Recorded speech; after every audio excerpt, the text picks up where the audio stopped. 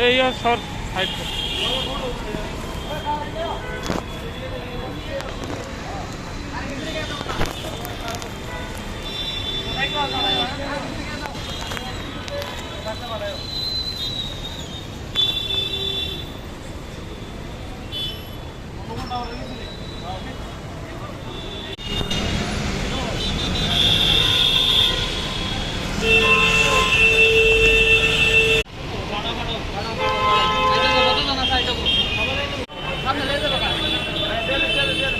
প্রত্যেকবারের মতো এবারও আমরা শহরের মধ্যে খেটে খাওয়া মানুষদের মধ্যে কিছু খাদ্য সামগ্রী দিয়েছি।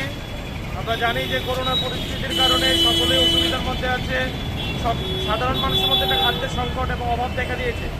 আমাদের সাধ্যমতো আমরা চেষ্টা করছি সাধারণ মানুষের পাশে দাঁড়ানো এবং পরবর্তী সময়েও বিভাগীয় বিদ্যার্থী পরিষদ ত্রিপুরা প্রদেশের পাশাপাশি এমবিবি কলেজ শাখাও এরকম কাজ করে যাবে।